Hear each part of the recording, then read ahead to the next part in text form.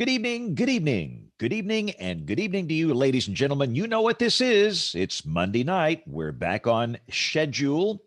WeatherBrains episode number 781.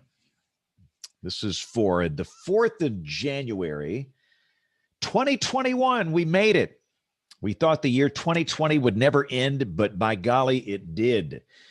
So good to be back on schedule tonight. We did the year ender a little before Christmas. I took last week off, so I'm back. You're back. We're all back. So things kind of getting back to normal here. So welcome. I think we're going to talk about the AMS annual meeting tonight, which typically is in January, so it should be just around the corner. But let me get the embed code here posted. And if you're new to this or looking for the actual show content, move the slider about, 5 or 6 minutes in, and that's where the actual show starts here. This is the pre-show. And for those that don't know, this is magical because on this part of the program, we do 3 things. We share boring personal stories, humorous anecdotes, and we say outrageous things. So what we do now is get everybody else on the shoe here and do some invitations. And once we do that, we'll get this thing shaken and baking. So, yeah, I was off last week. It didn't go anywhere. You know, you're kind of encouraged not to travel. So we decided that we would follow those words of advice, and we just kind of stayed right here, a staycation, if you will. Typically, we go somewhere. We thought about going skiing, and I'm not a really big snow skier guy, but we went 2 years ago and had a great time. And we were going to go to Utah this year, but we just thought with everything going on, we might want to delay that or postpone it until next winter. So we just kind of stayed here. I cannot recall a post-Christmas week where we just kind of hung around. It was awesome. I got things done. And I will say I am under a deadline to finish a book. And that was very beneficial to give me some time to do that.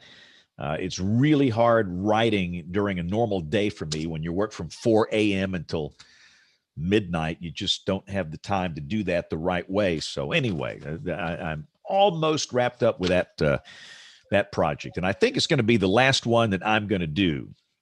I did one called Weathering Life 2 years ago, and this probably is it for me. I'm not a writer. I don't have any aspirations to be one, but I wanted to record some of what happened 10 years ago just for history's sake. And so anyway, it'll be released in April. And that's the story there. Bill, notice Bill's Peloton bike. That means he renewed his advertising contract for Peloton. So it is native ad placement in Bill's shot there. I really don't have anything I'm selling here. I could come up with something. I wouldn't sell my Peloton if it were the last piece of exercise. So is this the deal where they get scantily clad women on there that talk dirty to you while you're pedaling that bike? Just as many men instructors as they have women. James, I got to change cameras here. I have never had to do that so you could harass me. No, I mean you got it front and center in that other shot. Because this is called the home office. This is everything in one spot. So I'm going to renovate it just for you. So do they actually see you when you're on that bike? No. So you could just be most of the time you're not even doing. They would have no idea. Right. Most of the time you're doing a recorded one. Most of the time I'm not even looking at it. I'm doing email. I'm running and doing email and doing the whole 9 yards, you know. See, I go to a gym where they actually scream at you and they know when you're lazy and you're not doing anything. So I get yelled at. You're competing against yourself because, you know, you want to increase your output constantly, you know. So I know where I want to be output wise, which is around 220 joules or whatever the output is. I think you should come down to the gym one day, Bill. Let's see how a Peloton guy handles the gymnasium thing. I'm just trying to keep my migraines away. That's all I care about. I'm trying to stay alive. My goal is when I'm like in my 80s next year, I want my legs to work. Yeah, so that's a way good goal. too many old people, their legs just don't work, and I want my legs to function so I can get up and get what I need, and so thus we do a lot of sled pushes. I think my pushes. legs are going to work, but I'm not sure about the rest of me. I didn't go the whole week of Christmas. This was the first day back at that place in probably 10 days, and it was brutal, but it was good. Yeah, that's a good program. This is just convenient. This is the 30 one thing minutes. It's 30 seconds down, 30 seconds off, and 30 minutes, and you're done. We actually got on some bikes today, but we have to bike like I think 1,000 calories at a time. Ooh, and 1,000? That's a lot. That's a lot of calories. Yeah, it really is. You have to ride it to do 1,000 calories. I mean, you'd have to ride it. I keep thinking, man, there's something's wrong with this bike. Like these numbers are not just changing fast enough here. I have to ride it 30 minutes to knock out like 400 calories. I was running over the summer in the summer and the fall before it got too cold, because I'm a sissy when it comes to running outside when it's cold. I'd look at the calories. I didn't bother with it because in my mind, if I saw the calories, I'd be like, oh, well, I can eat that much more today. So that's the opposite. Definitely not the point. That's 2 Krispy Kreme donuts, and I just spent 45 minutes doing it. Yeah. No, that's the way I look at it. I mean, it takes so much work to burn, right. That many calories. With a handful of Hershey's Kisses. You go down here to the Circle K and I just mess the whole thing up with one batch of Reese's Pieces or something. So, Reese's Pieces are so good and they're so bad. They are. They're very addictive. Not sorry. Yeah, right. All right. Sorry, not sorry. I think we're good here. Let's get this thing started. I know that Aubrey is out.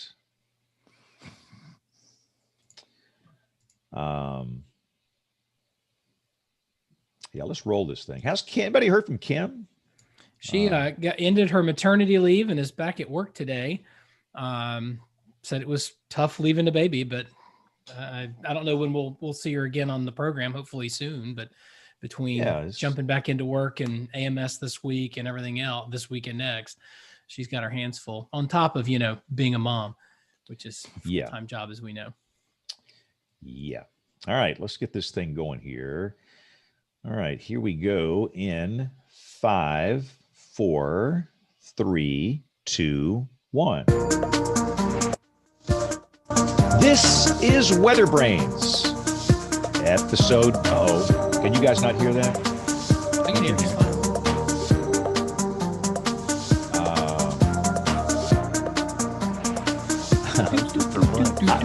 I got a note on Zoom. It says, "Are you playing music?"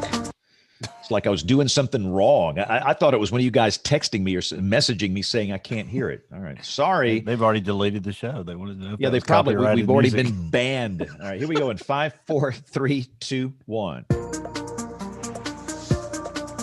WeatherBrains, episode number 781 for the 4th of January, 2021. We made it. We thought that 2020 would never end, but Troy, we made it to 2021. By the way, Murray is really unhappy with you. You stole Murray's offensive coordinator to be your head coach. Now we're glad to be rid of him. It's a new year and everything's changed. Everything's changed and everything's good. Oh, so is he going to A&M? Is that where he's going, Troy? I thought he's going to Texas. No, he's going to Texas. I'm just kidding. You know that, Bill. Don't worry too much about it. We just need him for another week. That's all we need. All of which would get me in trouble. So, well, welcome to Football Brains. Hey, we can't do the show next Monday night, so we're going to have to do it Saturday. Yeah, exactly. Oh boy, yeah, we've got.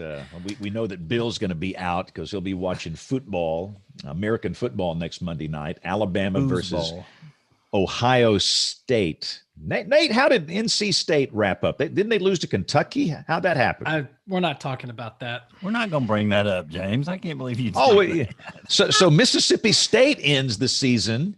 They win the game, and they get into a stinking brawl after the. Did you guys see that? Yeah, I mean, how embarrassing is that? Goodness. But was that really a brawl? I mean, of all the football things, I sat there and I watched all the media bull, you know what, all the headlines and everything come out. And I'm sitting there going, is that really a brawl? Or is that just an attempt to get some clickbait by some media outlets? Yeah. I mean, it was not. It was, it was chippy the whole game. And were there people injured? That's what I. Yes, I mean there was one concussion. There was. I'm sorry. Yeah. And you got that one kick to the head. Yeah. Oh, wow. Ultimate fighting kind of thing. I saw more guys, with the towel pop thing going on than anything else. Locker room kind of stuff. You twirl the towel and you pop it on the guy behind you. I mean, that's what you do in your locker room, isn't it, James? I did not realize there was a concussion, Bill. Shut up.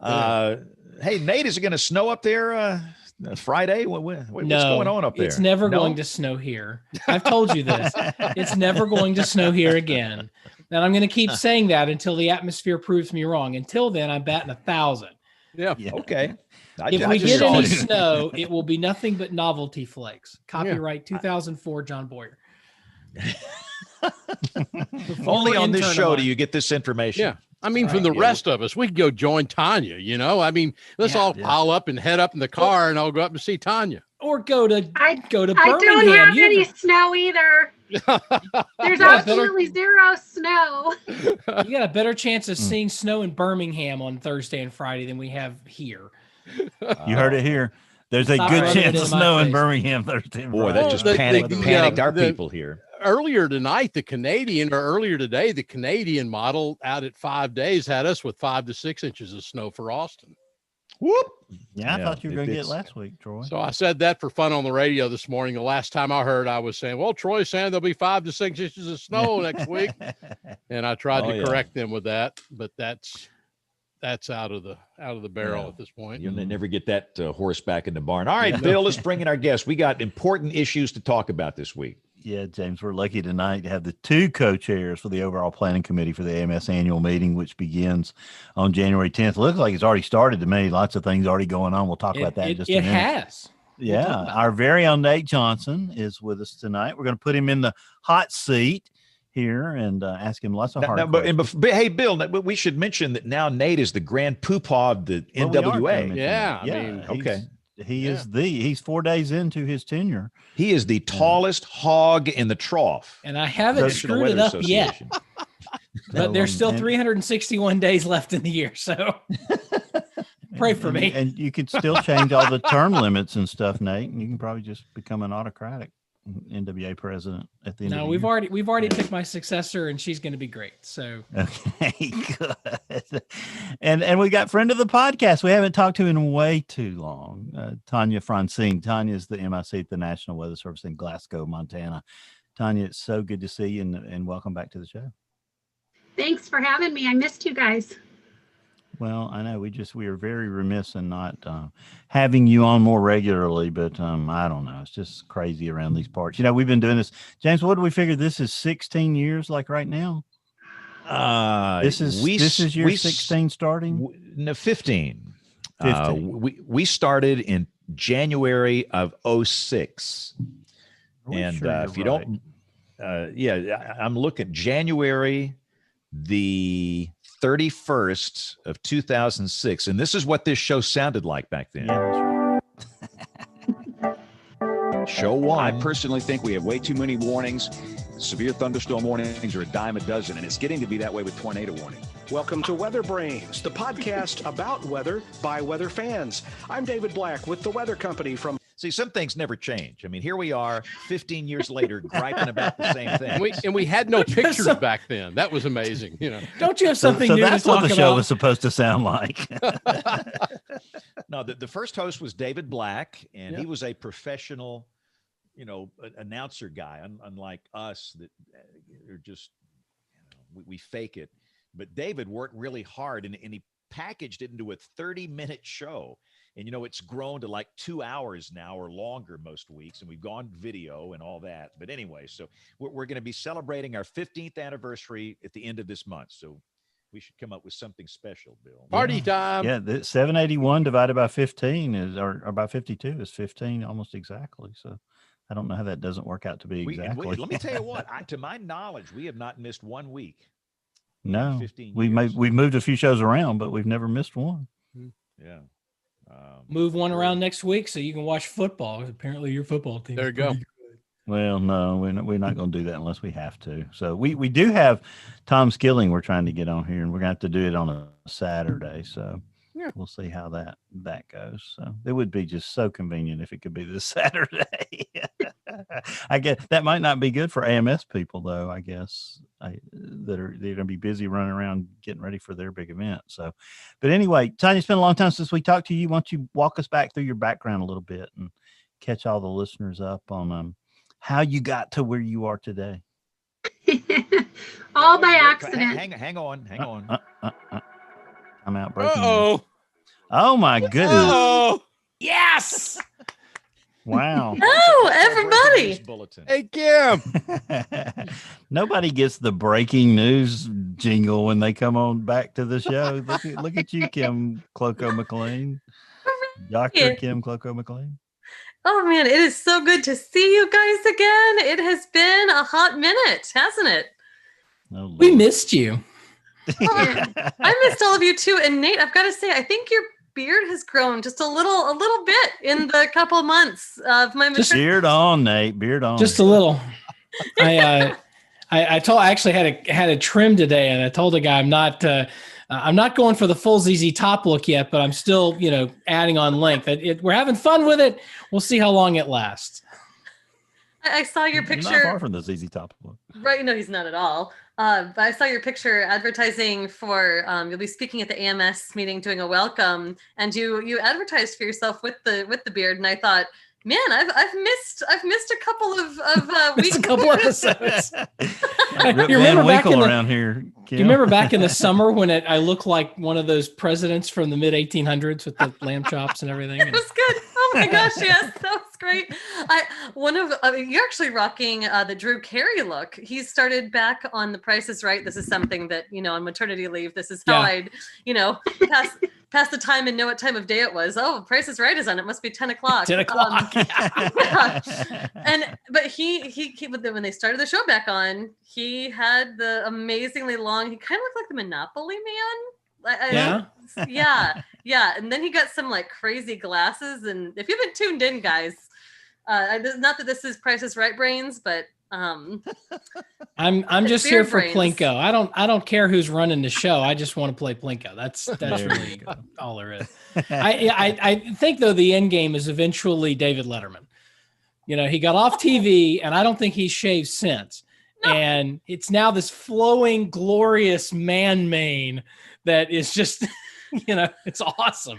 And you can use it as a show title too. I won't even charge you royalties. Since I'm a guest, you have to pay me for all the words. You have to pay me and Tanya since we're the guests. So you got to pay for this stuff now. I'm still waiting for the brisket Bill promised me years ago. Oh Lord. Was there some brisket promised? Uh-oh. Oh Lord. There was, and it's recorded, so I'm sure I could go find it if I looked for it. There's some in the refrigerator from this past weekend that I could mail you, but I don't think it's going to be very good. I didn't realize that Alabamians did brisket, though. I think that'd be more a Troy Kimmel thing. That's a Texas thing. Yeah. Well, we're training on brisket, Nate. That's what we're training on right now. So long as you're not putting that white sauce on it, I'll allow it. No. I am going to make my first white sauce Wednesday though, but for chicken wings. Yeah, keep that to yourself. Y'all enjoy all you want. I'll take the brisket, thank you. Yeah, you were picking on somebody on Twitter I saw about their Ryan McGee from the SEC Network, weren't you, Nate? Didn't I see that? Labeling North Carolina barbecue like he doesn't know what he's talking about, because in no planet, in no part of North Carolina is that thick, sugary, syrupy sauce that you get in Kansas City called barbecue sauce in North Carolina. It's not that it's not good. It's fine. It's got its place. But here in North Carolina, it's either Eastern style, which is basically vinegar with a little bit of pepper in it, or it's Lexington style, not Western style. And it's vinegar based with a little bit of ketchup or tomato paste in it. And that's it. It's all thin and kind of runny.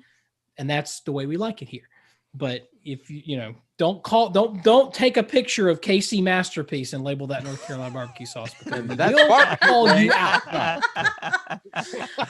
Yeah, we're going to be going to pick up the groceries here within the hour when they call and say they're ready, and we buy a Carolina barbecue sauce.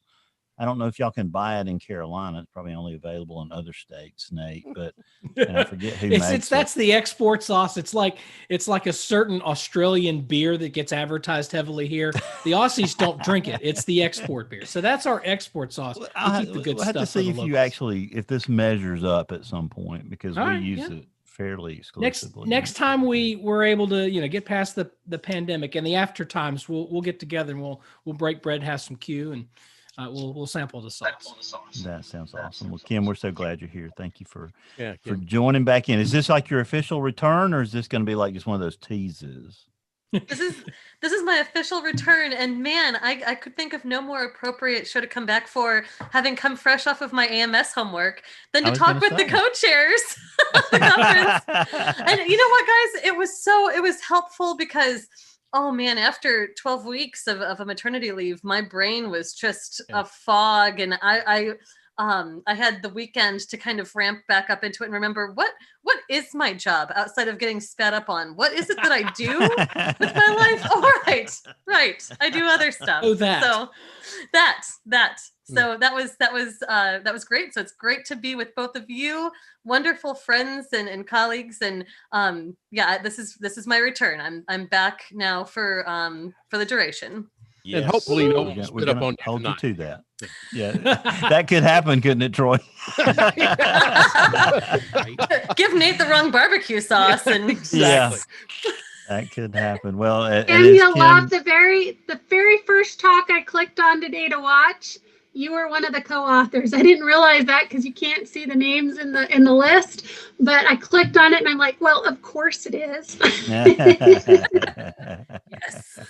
That's exciting. So Tanya, you were going to take us through sort of how you got here, sort of the Reader's Digest version of your career, and because I think it's pretty fascinating, some of your approach, and I want to talk about that a little bit too, because I know we want to get into the annual meeting, but I also want to talk about some of your philosophies, because I think they're pretty important.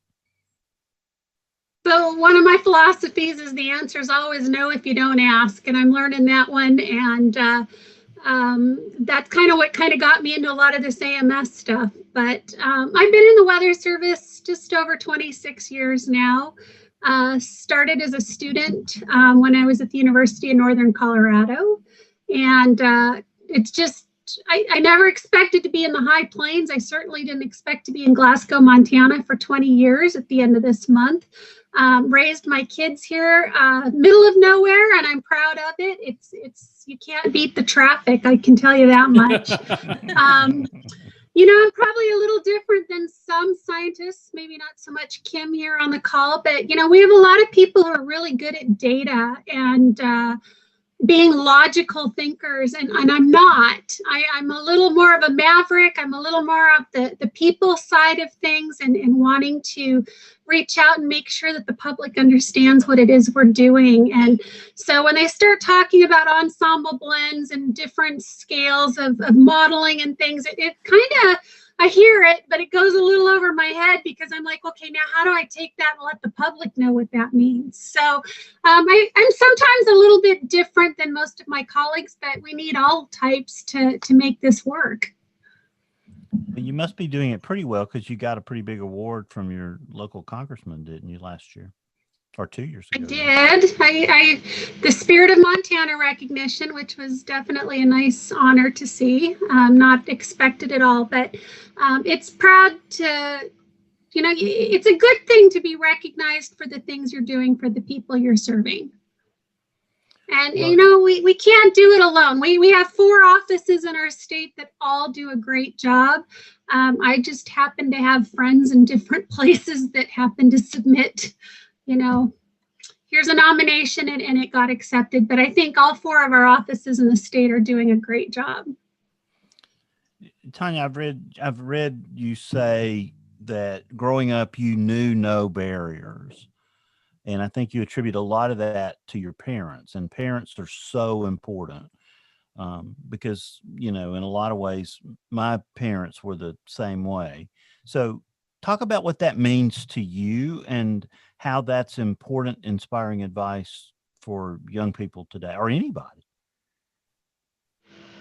I was raised an Air Force brat. My dad was in the Air Force and my mom was German, and I traveled and lived a lot of different places, a lot of different schools growing up. My first stoppage, like you can't do something, was when a Navy recruiter who had seen my ASVAB score somehow found my parents' house in Colorado on a backcountry road and showed up and was trying to recruit me for the Navy. And he told me, you can do anything in the Navy that you want in any of these jobs, except we can't put you on a nuclear submarine. And suddenly I wanted to be on a nuclear submarine. Like, what do you mean I can't be on a nuclear sub? Women weren't allowed at that time. So it's just, I've been really lucky that I had great professors. I had great high school teachers. I don't think anybody ever put up a stop sign in front of me until my very first week as an official Weather Service employee, when someone tried to ask me, well, what are you going to do when you get married and have kids? I'm like, well, what do you mean? What am I going to do? I'm going to go to work. They assume that there's no way that a woman would continue in the field and in the job. And I just thought that was ridiculous. I'm like, why would I not go to work? That's what I just spent 4 years in college learning to do. So, those roadblocks, I just kind of roll my eye and keep moving on.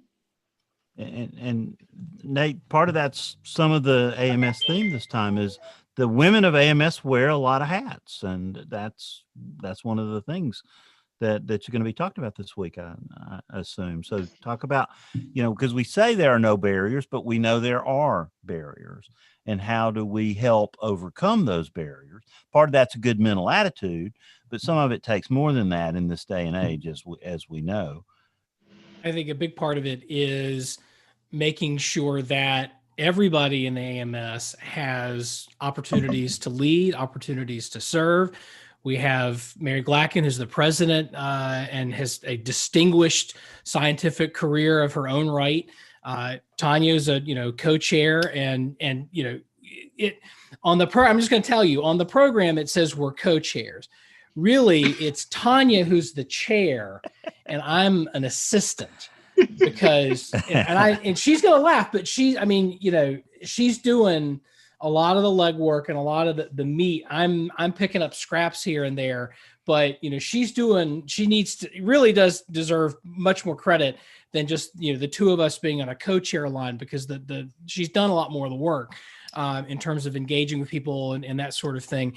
And then when you look at the meeting staff at AMS, a group of very talented women, largely they're men too, but most of the folks we're interacting with, Jen Ives, Jen Rosen, Claudia Gorski, a lot of these folks have been doing this a long time. They're really good at it. And having come from, the NWA annual meeting last year and watching how that just turned into, had to be very quickly, we had to pivot into an all virtual meeting at very short notice. We had to come to grips with that fairly early on with AMS, and to see how the team has really pivoted around and made lemonade out of lemons with this. And I'm sure we'll get into this a little bit. I'm really excited about the platform this year that we're using, because I think there's one of the things that always drives people nuts about AMS is we call it the Sophie's Choice of AMS. There's 2 different talks going on in 2 different rooms on far sides of the convention center at the same time. And if you've never had to face that at AMS, you probably haven't ever been, because it really is sort of a defining thing. Well, that's no more. because the vast majority of the talks, there are some things that are done live, but nearly all of the content for this year's meeting is online today. And you can register for the meeting and jump in and actually start. Tanya's already, mentioned that she's already looking at talks. I've started, assembling my, agenda and whatnot. So you can attend all the talks you want. You can do it this week. You can do it this weekend. Next week, you get Q&A sessions in addition to the live panels and live town halls and that sort of thing. There will be Q&A periods for each of the talks that was pre-recorded. So it's sort of a double win. You don't have to choose. You get the talks you want. And you're going to get an extra 5 minutes, because instead of trying to cram all this into 15 minutes, we're giving the presenters 15 full minutes to present, and then another 5 minutes to do a quick recap, and then have a live Q&A. So I really, is it the same as being in New Orleans? Would we rather be in person? Well, of course we would. But I think I'm really happy with what the team came up with. And again, I say this as somebody who's been sort of, I'm a co-chair and I'm helping, but the vast majority of this work has really been the meeting staff at AMS, searching this platform out and pitching ideas and coming up with really creative ways to do things. And I'm really excited for folks to jump in and experience it. Well, I've seen that same platform used in some other industries over this last year, and it is very effective, because you really do feel like you're in a convention center. Mm-hmm. It's not just, you literally feel like you've walked into a big conference hall. The trade booths look like trade booths, and that's kind of clever. It may not, it's a little hokey maybe along the way, but very skeuomorphic, to borrow the old Apple design term. Wherever, back 20 years ago, all the stuff on the iPad, the Notes app looked like a legal pad with the leather at the top and all that kind of stuff. But yeah, you're right. I mean, it feels like I've got it up now, and there's an agenda. There's the sort of pull out things that you have, and there's a big monitor that would have a video playing in it, right, sort of a welcome video, and the picture of the stairs. I'm curious as to which convention center it is. And if it's a real one, we probably ought to have a contest to see who can figure out which one it is. Because it looks vaguely familiar. I've seen the carpet before. Right? If it's a convention center I've been in, I'll probably be able to figure it out. I'm oddly good at remembering convention center layouts. You spend so much time there. I mean, it looks kind of like Austin, but the staircases, like in terms of the design aesthetic, it looks like Austin, but the stairwells are not the escalators aren't in the right spot. So. But anyway, then maybe that's a contest. Maybe we, throw some activity points if you can guess the convention center and the time and date when it was taken. But I'm really, like I said, I'm really excited about it. I just started to poke around the schedule and whatnot, and I think folks are going to be, it's different. I mean, there's no question. We'd rather be in person. We'd rather be together. That's just not, it's not safe this year. It's just not the right thing to do. And so we're making the best with it. And I think one of the things that both NWA and we with AMS this year with this meeting are finding creative ways to reach out to people that could not have attended our meetings in the past. So, again, that note of inclusion that you were talking about, Bill, there are people that for whatever reason, budgetary reason, mobility reasons, or anything else, can't make it to scheduling reasons. They can't make it to an in-person meeting and block out a week of their lives and, $1,000, $1,500, $2,000 after you talk about registration fees and travel and everything else, to come to a meeting like this. And so opening it up is a way to be accessible to a much larger, audience of people. And when people see people that look like them, act like them, when they see them in positions where they're giving talks, they're doing presentations, they're in leadership roles, that matters. That absolutely matters. And this is a great way for us to open that audience up a little bit. So Tanya, talk about the theme for a minute, because the theme is always important. And I know, James, when we were trying to come up with our theme back in 2011, that was always a big challenge to come up with the theme. And everybody always seems to do a better job than what I could imagine coming up with. So tell us the meaningfulness behind it. The theme is something I strongly believe in, and is the engagement. To me, that comes down to the one word. It's got a whole sentence, it's got a whole paragraph involved with it, but it's engaging and not just those that are like us, but those that are not like us. It's engaging the entire weather enterprise, so the weather, water, climate enterprise. And how do we take all of that research to operations, and what do the operations need back to research? Because it's a full circle. It's engaging with the communities that we serve. And that's how we're trying to bring New Orleans in with our final town hall on Friday is what is it that New Orleans really needs from the weather community?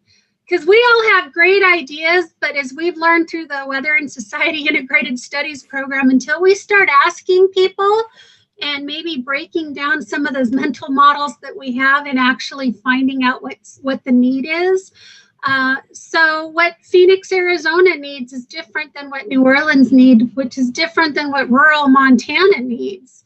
And so how do we better engage the community with our science and communication and kind of create this weather-ready nation? And I know that's a weather service term that we use within NOAA, but you know what I love is within AMS is seeing that the entire sector is talking about it. We all want to contribute to that. We don't want to see loss of life. We don't want to see people building in places they shouldn't without having the information they need before they do those things. So as the engineers have been telling me, the studies have been done. We know how to build a better house.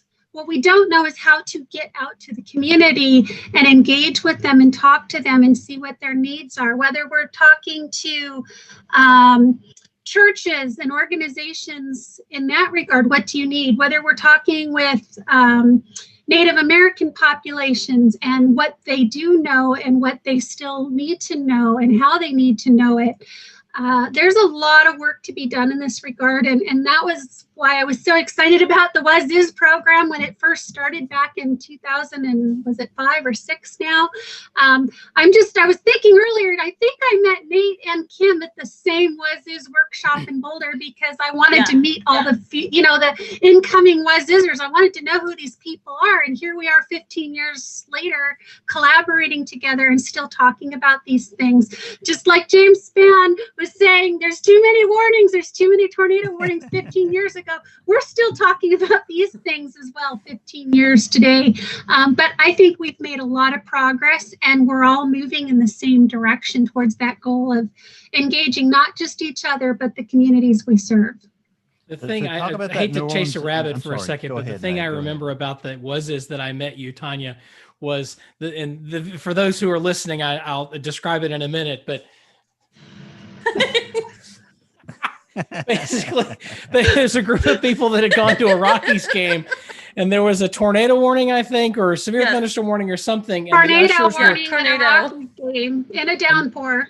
And the ushers were trying to get everybody to get out of the stands, and so they weren't talking or whatever, and so they were doing this hand gesture that was basically sort of imagine an official saying fumble, but pivoted on its side and then pushing back. Go away, go. Yes, and that became sort of a thing. Like we're trying to figure out, is that a valid way of communication? Yes. I mean, in that moment, that was the best they had. It. Yeah, you got it. We're doing the Macarena for a minute there, Nate. That's what I thought. It doesn't. That was before we all had cell phones with radar data on them. So I had to go find a payphone, and I called the weather service in Glasgow, and I said, "Would you please call up the Denver tornado warning and read it to me?" And thankfully, it was way northeast of the Coors Field Stadium. But yeah, that was great. This is risk communication. That's the Colorado symbol for a tornado right there. It is for us. That's funny. So Tanya, you mentioned this event that caught my eye, the New Orleans event. Talk about who's going to be speaking at. I know the mayor of New Orleans is, but who's going to be talking in that two-way conversation in that event. So we have Mike Lowry, who's part of our community already. He was with the Weather Channel, and he's now with FEMA in their response division out of, is it Region 4 out of Atlanta? I get the regions confused when they're not my own, but Michael's been great as an AMS participant helping with the student conference IWTs, and he's a native New Orleans person, and we're looking forward to him moderating. We'll start out with Mayor Latoya Cantrell, who, if you look at her background, you know, she started as kind of a community organizer. She didn't want to see her neighborhood razed to the ground after Hurricane Katrina, and instead she found ways to be more resilient, to do mitigation efforts, kind of became like the head of her local neighborhood group, and from there rose up the ranks to one of the first female mayors of the city of New Orleans in 300 years. So I'm impressed with that. We have Colin Arnold, who is the emergency manager from New Orleans. And just in the calls we've had and the chats back and forth, he really reminds me of the characters that I have with my rural Montana emergency managers. There's just this ease of getting to know them that they're ready for anything. And I love seeing that in an emergency manager. And then we have David, and I'm the name, God, Nate, help me. David Morris. David Morris, there you go. He is the acting chief resiliency officer for the city of New Orleans. And several years ago, there were some pretty big grants that went around to create resiliency officer positions in vulnerable communities. So places like Boulder and Boston and New York City and New Orleans do have these positions. And the work that they're doing is pretty fantastic, because they've got to be very forward thinking and they have to be very patient, where our emergency managers are respond, and yeah, we have a plan for a couple of years down the road. These resiliency officers are looking, 20, 30 years down the road. And if you were in Boston, the Boston resiliency officer showed some pretty amazing animations of what climate change and sea level rise is doing and what they're planning and working on. When we were in Austin, I had one of our fire folks there, Randy Denzer, right, Troy? Yep. I think you might have even been in the room, but yep. Randy came and talked about the city of Austin's strategic planning for 20 years down the road and how they're going to bring in electric vehicles. And if you don't need all the parking spots, because the electric vehicles will do it and be smarter about not leaving big gaps in between. These people have to be very, very forward thinking. So my only regret is we only have an hour with them. So the mayor will speak about 20 minutes, and then we will go into a panel discussion. We had some great questions that were sent in that we're going to feed into the system, and you all can upvote those questions to see which ones they kind of hit and highlight first. But I would be fascinated to hear them speak for 2 or 3 hours personally, because although I have no Louisiana native blood in me, I've been to New Orleans several times now with AMS, and there's a piece of it in my heart, that there's a piece of the people in my heart. And doing the tour after Hurricane Katrina, when we did the AMS policy colloquium, and they took us in a bus and they took us through the lower 9th Ward, and they showed us some of the neighborhoods. And one of the schools that was sitting there empty, thanks to Mayor Cantrell, that school is now a charter school, and it's been added on, and it's bigger, and it's been made more resilient. So New Orleans is definitely in my heart. Well, it is for us in Alabama for sure, because it's a favorite place for us to go. And when Hurricane Katrina happened, it broke all of our hearts. And there was a fear that the city might never come back. And it's come back in a lot of great ways, and in some bad ways, probably, some people would say, because some people have benefited maybe more than other people have in that process. But hopefully with her leadership, and her leadership has been amazing during the COVID outbreak, from what I can tell. And it sounds like her background is truly amazing. So that's phenomenal. I can't wait for that one. So Nate, you mentioned you had to pivot as the president-elect of the NWA. What lessons came out of that? Because 770 people registered for NWA. That's not a bad showing in any event. It's that's the second.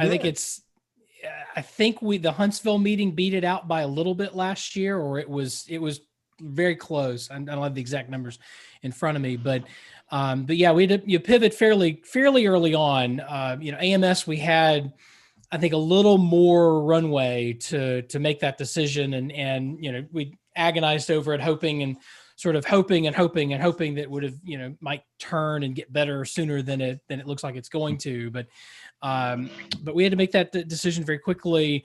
And, kudos to the team that, there's a whole, task force that our president at the time, Todd Lurkos, put together, and just did a phenomenal job sort of pivoting around. And we, Tanya, Mary Glacken, and I, a number of the AMS staff, other, OPC members, were attending NWA and looking at what, if we're going to do a virtual meeting, what lessons can we learn? How can we, make sure that our meeting, AMS and NWA, they're very similar in terms of missions. There's a lot of membership overlap, but they're different organizations. They have serve different purposes. And I think they both have their own place, their own cultures. And what worked for NWA wasn't going to automatically work for AMS and vice versa. And so one of the things we did was attend the NWA meeting, participate, figure out what's working, what's not. And then of the stuff that's working, what do we think carries over into an AMS framework? Of the stuff that didn't work, was there stuff there that we needed to relook at, and whatnot, and borrow into our meeting. And as I talked to Janice Bunting, as the CEO of NWA.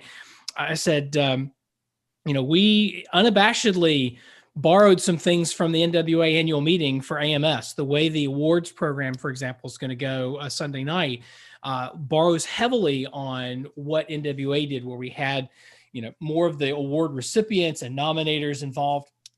And you're going to see some more of that. We're really excited about to have Alan Seals, who is our broadcaster of the year award winner last year, essentially emceeing this event for us. And it's all in post now. And we got videos from some of the attendees and some of the award winners, accepting their awards and that sort of thing. So we're really excited about that. And that was just one example of things that we, again, took from NWA. We learned, said, hey, this works. We really like this, and let's, carry it forward. And there's some other things that, we pulled into the meeting as well. But, it's not just NWA, right? And AMS has been they did the Mountain Meteorology Conference last year. That was entirely virtual. That was their first truly virtual conference.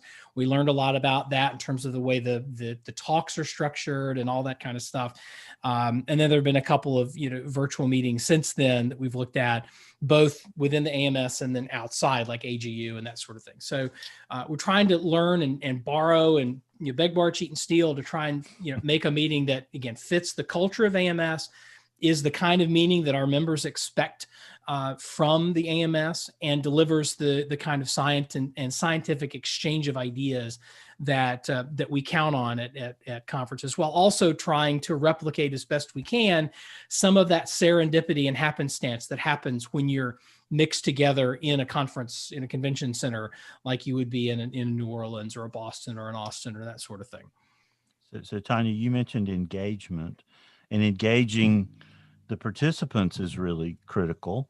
And I know there's some element of gaming to that. So talk about that for a second, and how people can get involved and get engaged and participate. So the one thing that I played around with today, and I didn't get any points, so I had to write that to the list that, hey, something's not quite working in this platform yet, because I sent out at least 30 business cards and I have no points for doing that today. Just setting up your profile gets you points. Putting a photo in your profile gets you points. And as I went through today to look and see who the attendees were and send business cards and things, I was like, oh, that's what that person looks like, because I've seen the names for years, but you don't get to normally see who everybody is. So, I think we're going to have a few connections this year that we hadn't considered in the past. You pass people in the hallway and you don't realize that that's so-and-so as they're walking by. So those are some of the things. If you go and visit with our exhibitors in the exhibit halls, you can gain points for doing that, for going in and visiting. And so the more points you get, some people are really into gaming, and I'm pretty competitive, but I also know when I'm going behind and just to give up and watch the race happen. So as I looked at the leaderboard today and I thought, okay, that means I've got to send out how many more business cards? So I don't think know our that many students people. will do well. I think our students will do well. And please, if you're a student at AMS this year, send out your business card. Do not hesitate to reach out to the early career professionals, those of us who've been longstanding members of AMS in this community. We want to talk to you. I'll be honest, the highlight of AMS for me is the student conference. And, you know, here we are Saturday, Sunday, and I'm already losing my voice most of the time because I love visiting with them so much. So talk for a second about the early career professionals webinar on Wednesday, how important that is and who needs to be a part of that. So the virtual touch is a little heavier than the physical touch we normally would have going to AMS, meaning that we need you to do a few things ahead of time to become familiar with it. As I learned with NWA, for some reason, I didn't get any emails about how to join NWA until about an hour before the meeting started. I was kind of in panic mode and I was texting Nate and suddenly an email popped in. And so I walked in there like complete cold turkey going, I don't even know where to start.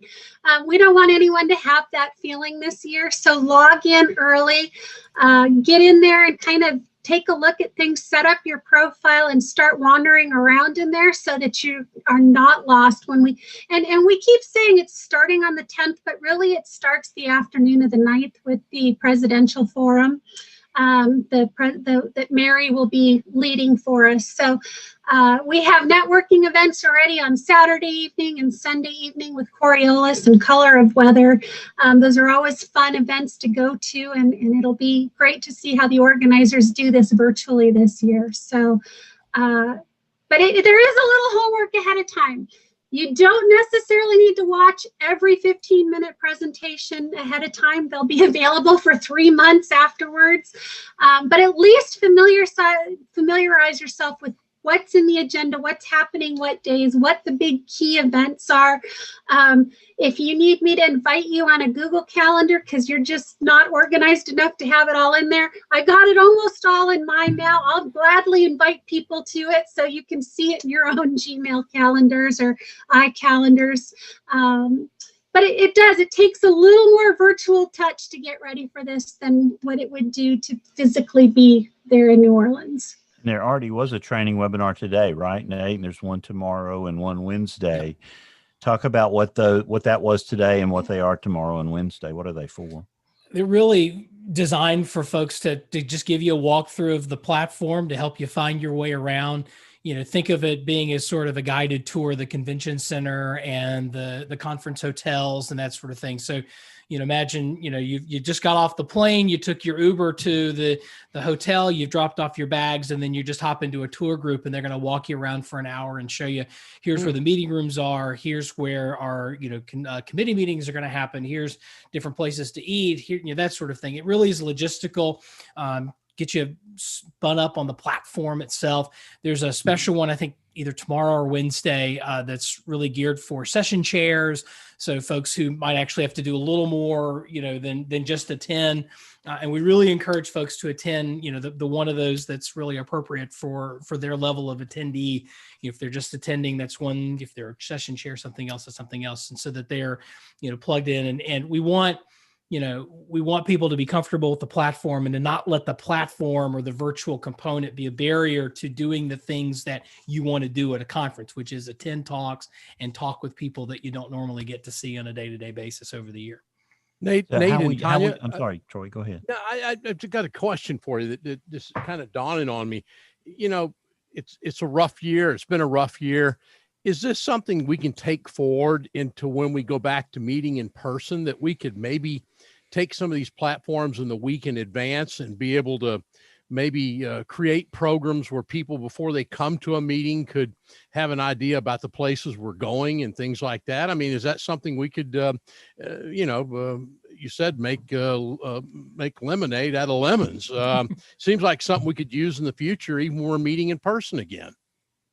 Troy, when Mary called me a little over a year and a half ago to ask me to chair the meeting, And she was kind of running through ideas. She kind of had a little bit on like back of a napkin kind of ideas. And I remember telling her, Mary, this is our 101st year. We need to show that this isn't your daddy's AMS. And that's kind of been my informal theme ever since. And the fact that we've had to pivot to this virtual environment tells me that AMS is flexible and adaptable.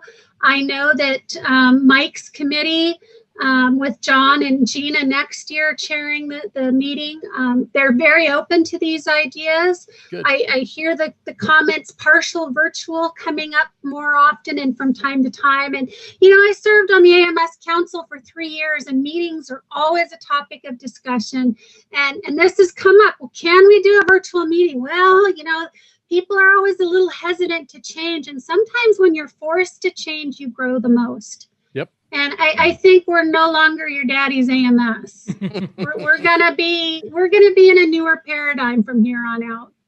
I think a look at an example of really what the last year has been in terms of organizational growth and sort of, you know, pushing forward with technology was the Alabama game this past weekend, or maybe it was I can't, whichever one of the games that Kirk Herbstreit called for ESPN.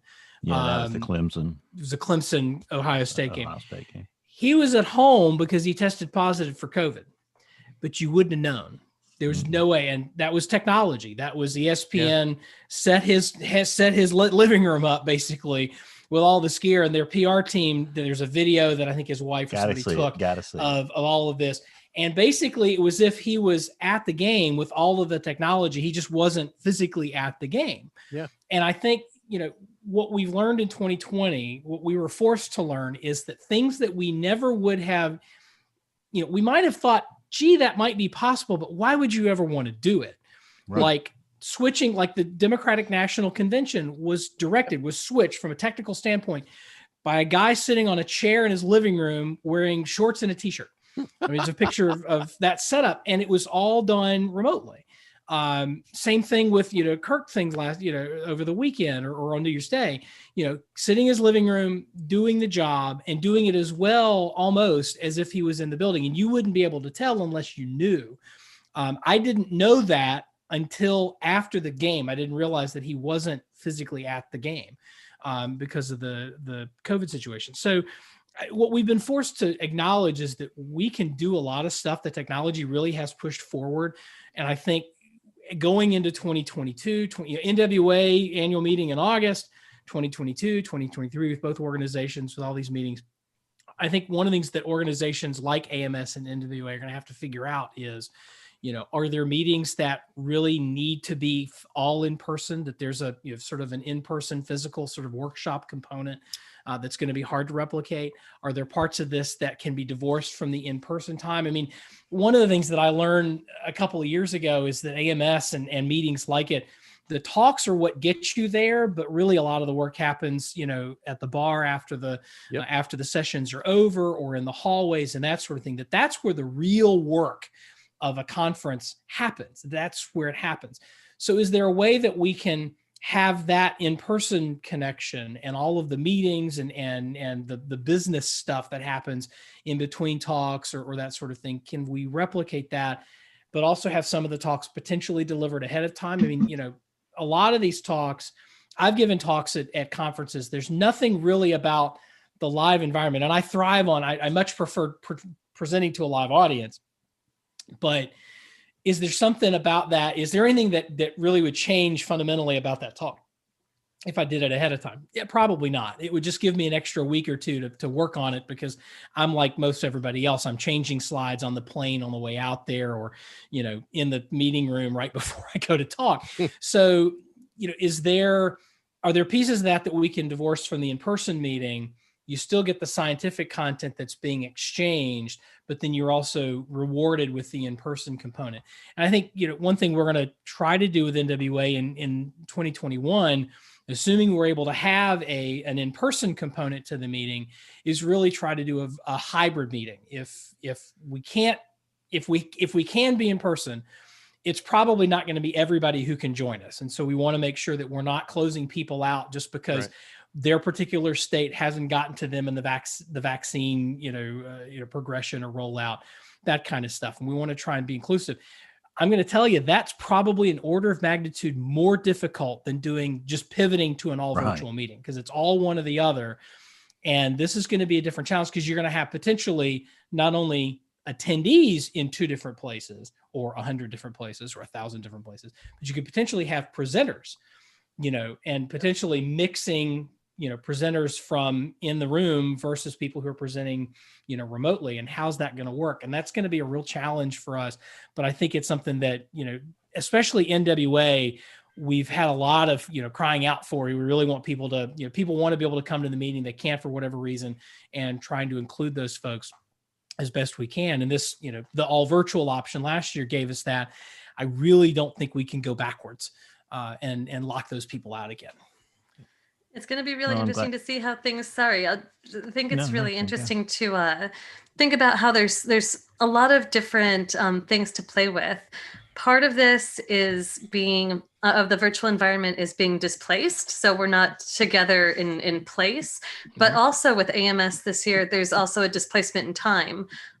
So there with the pre-recording, something it's another layer of change and difference. And so I think it'll be really neat to as you explore this iteration and more iterations with NWA, to see what kinds of things work best. There are some things where I think you really do need an in-person component to actually do some kinds of exchange and getting to know one another and certain kinds of work. But there might be some things that can be displaced and still run and work, and maybe even work better and be more accessible.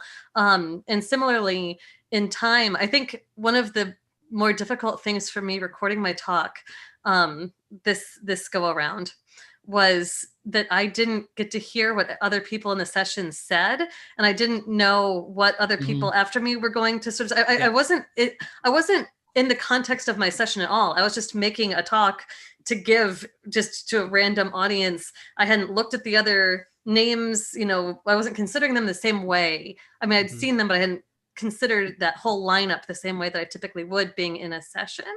And so it might be that that's something that's hard to take out of being in time, and doing a pre-record. But I think that now that the cat is out of the bag, there's going to be a great consumer demand for this kind of product, and yeah.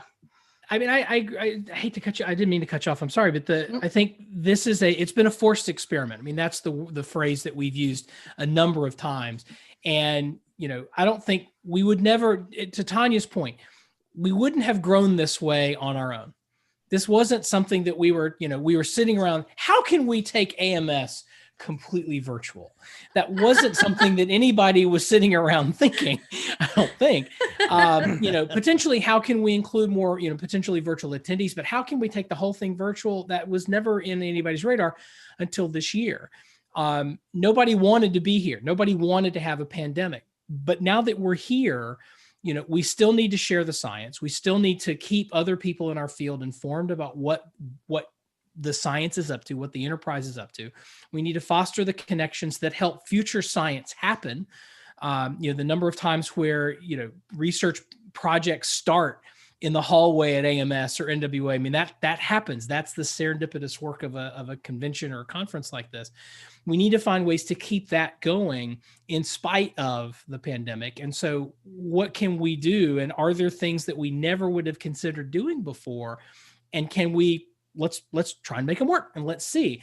And I think, the thing that NWA did over the summer and into the fall, and then what AMS is doing now, and what AGU did, to their credit, there's a lot of just, we're going to try some stuff, and we fully acknowledge that some of this might not work, but we're going to learn, we're going to find the best that we can do. We're going to take the stuff that works from previous meetings, we're going to implement it in our meeting, and we're going to continue this sort of learning process, because that's what we do. I mean, we're scientists. We're driven by discovery. And I think this may be irrational, but I think it's really exciting to be forced out of our comfort zone so wildly like this, and to be forced to look at some opportunities. And then, like you said, like the cat's out of the bag. So we had a brief chat with the team for next year. And the thing that I sort of threw into this was, Tanya and I, we had it easy because once we pulled the trigger, once we said we're all virtual, it's all virtual. It's, there's no, well, how do we juggle this, that, and the other? And I think, in future years, that's going to be a different and arguably more complex problem to solve. But I think that the payoff is tremendous because you have more people, you're opening the science, you're providing more access to people, you're having a larger and more engaging meeting with different components, and you're welcoming people into the fold that would never be able to come otherwise. So, as forced experiments go, I'm really excited about how this is going to work. Now, check with me in 2 weeks. I may have less hair, but I mean, it's so interesting with the theme being engagement. I think that's something that really is at the heart of the Weather in Society. Those of us who work at sort of that interface, and the planning committee for the Societal Application Symposium. What was the policy symposium? We had, when Randy Pepler and I were co-chairs of that, we had wanted something like that because when especially our symposium with wanting to bring in social scientists who might not ordinarily come to the AMS meeting, and to end users, to bring in, and members of communities who could talk about and represent their perspective, right? And do that paradigm shifting that Tanya was talking about earlier. It's hard to bring those people in when they have to pay to walk into the door, and when they have to travel, and it's just something like this could be an enormously beneficial paradigm shift if we could improve accessibility and connectedness between communities that don't typically get to interact. It's all in the how. I part of me is such a techno utopian about it, like, oh, anything is possible, and part of me sees that the world we live in, has been colored and, in positive and some negative ways by moving our interactions to virtual spaces. I think it's something we're going to have to be careful about and, have optimism, try new things, but also give it a really honest, realistic appraisal of, okay, maybe it worked this year. Would it work enduringly? Is this something that, we could go for many years and still be okay? I think a lot of us are still living on the fumes of when we were in person. We're going to really start to feel it in another, if we have to be apart for another year, I think we'll really feel it in a way we don't feel it now. And there will be like a loss of different kinds of continuity of flow of relationships and science and so on. So a lot to juggle. I bet, next year's crew is going to have a lot to think about. You guys, in some sense, have been crisis managers. Let's get something on the rails and just get it gone. Yeah. And that was a lot of NWA was really crisis management, having to make that decision with, only a few months to spare and having to pivot. Again, we benefited from not only their experience in AGUs and some specialty conferences, but also, just a longer runway here. But I think my goal, and I won't speak for Tanya here, but I think, our goal is to do the best we can, make, as we've said on our calls, make limoncello out of lemonade, and so that we have something to drink when it's over.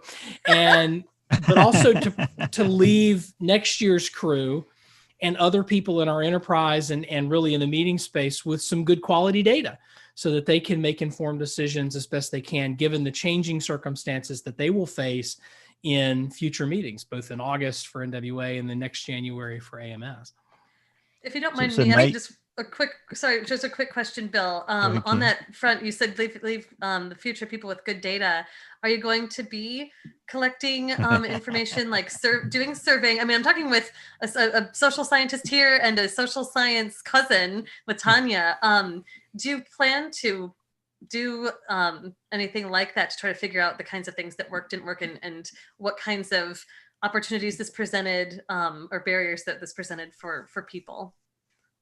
You bet. So when I was in Boston, I talked to everybody and anybody. What do you like? What do you not like? What are your issues? What works? What doesn't work? I had over 30 pages of notes I presented on our last day to our planning committee, from the accessibility issues to there weren't enough bathrooms to there weren't enough gluten-free and vegan options at the food booths. I mean, we had it all there because we really wanted to try and make sure everybody knew they belonged.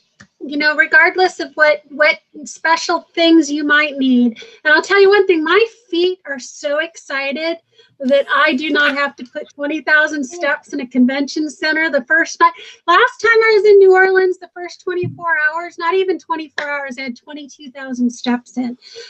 So my feet are thanking me. But Kim, you're right. We need to turn around and get the information. And I'm asking for feedback, but I'm also asking for kind feedback, because we're not going to make everybody happy here. We're going to do the best we can. We've already sent some pretty blunt notes to the future folks for the Houston meeting in 2022 about things that are working, things that AMS really needs to take a look at.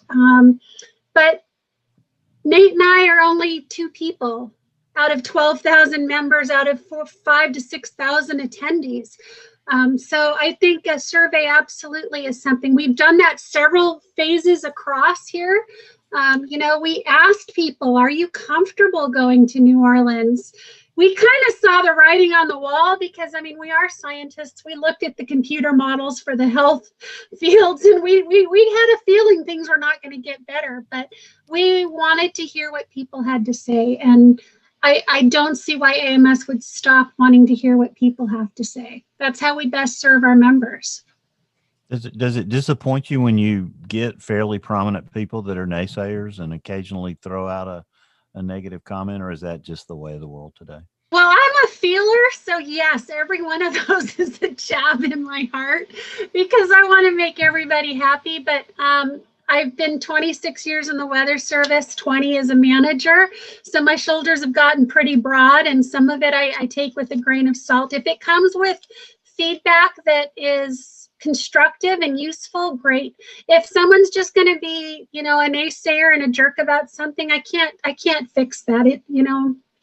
Okay, I'll move on, and by next, week or next month, they'll have something else to complain about. Those of us, I think, in the media business, we have thick skins and we come by it honestly. Unfortunately, people are going to complain. That's sometimes easy to do, but I think to Tanya's point, this isn't going to work for everybody. We get that. What we're trying to do is, again, make the best of a bad situation, but also use it as a learning opportunity so that we can grow and to make our meetings, bigger and more inclusive and more effective in the future. And the more specific and constructive the feedback is, I think some things are pretty obvious, like the meeting room's too cold, or there aren't enough bathrooms. Some of those are easier to fix than others, but the fixes are pretty obvious, right? I think in this case, the more constructive and detailed the feedback can be, the more likely it is we're going to be able to act on it, because everybody's experience with this meeting, even more so than in a in-person meeting, everybody's experience of this meeting is going to be different. The rooms they're watching it in are going to be different. The computer screens they're using, the sound quality, all of this stuff, the internet bandwidth, all those things are going to be different. So the extent that people can be, really descriptive and detailed about their feedback, good, bad, or otherwise, the more likely it is that we'll be able to do something about it, either before this meeting is over or going into the next meeting. And I will say this, I did this for a couple of days during NWA, and I can't recommend it enough. If you have the ability to, using Chromecast or Apple TV or direct connection through a cable or whatever to a TV in your living room, or someplace where you can sit back and not have to be hunched over a laptop. If you can sit back and watch and take in talks like that, your experience is going to be so much better. Yeah. Tanya's pointing at her easy chair in the office there. If you have the ability to do that, I can't recommend that enough. And I get that not everybody will be able to do that, but some of these talks, especially the live panels that will happen, the panel discussions, are really going to be best consumed, in sort of, we talk about in TV, a lean back experience, as opposed to something where you're hunched over a device, having to, you're sitting, it eases the Zoom fatigue. Don't feel like you're stuck in a chair the whole time. It feels more like you're watching TV, but you're watching quality content from people So I strongly recommend that as a way to sort of get around that. You may not be able to do it the whole time even, but to the extent that you can, especially week of, I think your experience will be better for it. I took some advice from Kim, and she may not even remember posting this on Facebook back in, must have been around mountain meteorology, so back in May maybe, but you said something about blocking off your calendar so you're not distracted. And I had that with mountain meteorology, and I did. I have blocked off this week and all of next week. I have an acting MIC in our office who is doing all the stuff for work. I am in travel mode, and Kim, that was a great piece of advice. I appreciate it. Now, I wish I'd have done a few things, and we kind of joked about this. Mary Glacken said she kind of wishes she'd have booked a villa in the Caribbean and been able to enjoy the breaks and the evening hours. And I wish I'd have been thinking that far ahead. I do know a few people who have booked hotel rooms just for fun, just to get out of their house. And I know one AMS staffer has an Airbnb not too far from their home, but to keep the home distractions away. And there's a wine and cheese shop not far away for a quick walking distance. So, I'm learning tips. If I have to do this again in the future, I might find a cabin in the mountains myself. So talk about women in meteorology, that luncheon. I understand that it's not just for attendees, right? Tanya, Nate, whoever wants to take it. Is that right, or am I wrong about that? Can anybody attend that?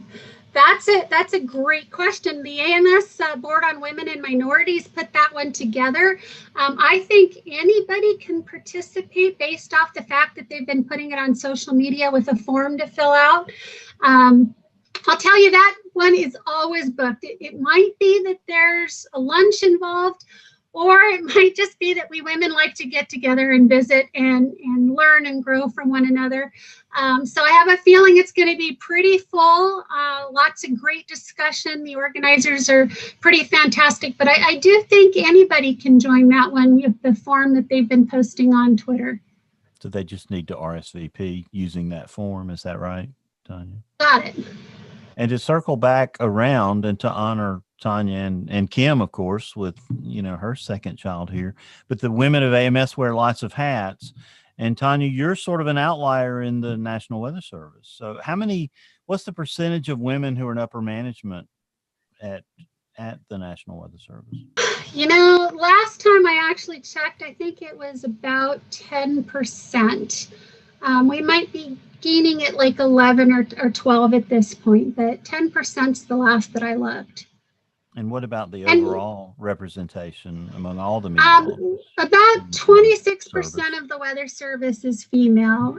And again, the last time I checked and compared those numbers with the National Science Foundation, they kind of do it every couple of years. So it might be a little bit old, because I tell you, I've tried to hire women and boy, they're getting snagged up left and right. So we might be closer to 30% at this point, which I think is fantastic.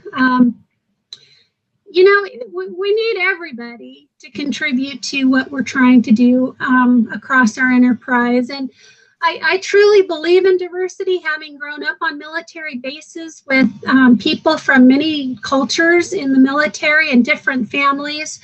I didn't not know diversity until I moved to the high plains, and then it became easy to promote it here because I believed in it so much. As far as women in the Weather Service, we have barriers. We get caught where we can't necessarily move. Maybe the spouse is the moneymaker in the home, and so they kind of get caught. And we have a lot of them that would like to go into like the management positions. And I'm just thinking of one office, that might be one of the bigger city offices. We'll just use New Orleans for an example. If you're a meteorologist who is a general forecaster, then GS 5 through 12 now, and you want to get to that SEWR WCN level, there's lead forecasters in your way. You can't rise up in your local staff if no one's retiring and moving. And if one person a decade retires, that really makes the ability to move up difficult. I don't know how I got blessed and lucky to have Glasgow, Montana in my career. I was 150 miles away from where my husband is and my in-laws were, so the grandkids got to see their grandparents. Not everyone has that luck in their life, and I have a spouse who's amazing and supportive. He's also a meteorologist. He does IT work now. So again, a lot of it's luck. A lot of it's being able to be flexible. When you're younger, it's easier to do. But, you know, I met Kim when she was, I think, a bachelor's student maybe. And now look at you. You've got your PhD. You've got 2 kids. It's a lot harder for you to move today than it was 10 years ago, right? So we have to be a little kinder about that in our hiring processes. And there's things that we're doing in the Weather Service to address that. We have several Tiger teams that are looking at retention and recruitment of women in our agency. And we have teams looking at kind of building courage. We have a lot of young women that are seeing things that are afraid to step up and say something because they don't want retribution. They don't want to have it coming back on them. They don't want to seem like they're being petty about things. But, you know, it's not the blatant sexual harassment anymore, because that's pretty black and white these days. And there's strict protocols. It's those little microaggressions. It's those comments that come without emotional intelligence that are really kind of holding back things and causing the issues in the workplace. And I think we're getting better. It used to be that I would get almost a call or an email every month about something that was really egregious, like to me, like, what? They did what? They said what? I haven't had one of those in 5 or 6 months. It's becoming fewer and farther between, which is good. It's not ended, but now we just need to have, you know, women know it's okay to say, Nate, did you really just say that to me? You know, and we know Nate's not an offender, especially when he's a dad of 4 girls. You got a bunch of kiddos there. So, you know, it's those little microaggressions, and the more we're aware of those things happening and that we're doing them, the better we are at regulating ourselves and helping others regulate themselves to be better. And I think, you know, being mindful too, that, you know, sometimes good people say stupid things, you know, that James, and I mean, you know, James and I, if you've been on TV long enough, you've said something stupid. and other people have heard it. Is my middle name. So I think, you know, it just being mindful of that and not, you know, recognizing that it doesn't have to mean that somebody is a terrible human being. Just they said something. Let's make it as a learning opportunity, as a growth opportunity, and looking forward. And I think that's important for any organization, not just AMS, you know, to recognize that and to help people, to Tanya's point, be better. That's the whole goal. Nobody's perfect. We're just all striving for that. And the way that we can help each other get there better in a kind and graceful way is the best way possible. But Tanya, you'd mentioned, you know, microaggressions as a broad term to talk about these kinds of comments that maybe are difficult for women or holding them back. And, you know, as Nate said, I think there are a lot of people listening who have that heart, who want to do better, but maybe they don't know what that looks like. What kinds of things do you hear that are difficult, pose difficulties for women that maybe men don't even necessarily think of as being problematic? You know, some of them are pretty blatant, like just conversations on a midnight shift, and it comes up, you know, something in the headline news that say there was a rape or something that was in the national news, or it's in the national media, and the comment comes up, well, you know, if they didn't dress like that, that wouldn't be a problem. And yet, you know, that you're hearing somebody say this to maybe a young woman, and they're forgetting, I don't remember what the percentage is, it's higher than you think. There's a lot of young women who were sexually assaulted in college. And maybe some of them were sexually assaulted at home. And you're not thinking about that on the mid shift when you're talking with your buddy over here who you work mids with every, you know, 3 or 4 weeks. And you make this comment and not realizing that this is something that they've had in their past that they haven't talked about. So I think some of those callous comments that we tend to talk about and say on shift can really hurt and cut down. Now, what we would need is for somebody to say, you know, I disagree with you there, and I just don't think you need to bring that topic up again. And I know when I started 26 years ago, I don't know if I would have necessarily stood up and said some of those things against people. I had somebody at one point that made a comment about my weight, and it turned out they thought I was a lot lighter than I actually was at the time. But I remember one of the forecasters turning around and going, "You can't say that to her. What are you thinking?" You know, and it turned out they actually thought I was a lot thinner, and it was okay. Say that to me these days, I'll take it. But we don't necessarily know what things have happened in people's pasts. And so just being a little more cautious about those things, talking and maybe having good questions. I mean, I know I made a mistake a few years ago. We got an Amber Alert that came in, and the name on the Amber Alert, I'm like, who would name their kid that? Mm-hmm. And one of my employees called me on it, and he says, well, somebody who's a Native American would name their child that. And I was horrified that I had even let that come out of my mouth. So like Nate said, we're not perfect. But if we're just a little more cautious and kinder, and training helps, you know, unconscious bias training is something we're doing a lot more of in the Weather Service. We're doing a lot more diversification in our hiring panels, trying to bring in other, you know, thinking and questions. And, you know, we're learning things. We're learning that if only one female applies, the odds of her getting interviewed are a lot lower than if 2 or 3 apply. If you have more women applying, the odds of one of them getting interviewed goes up.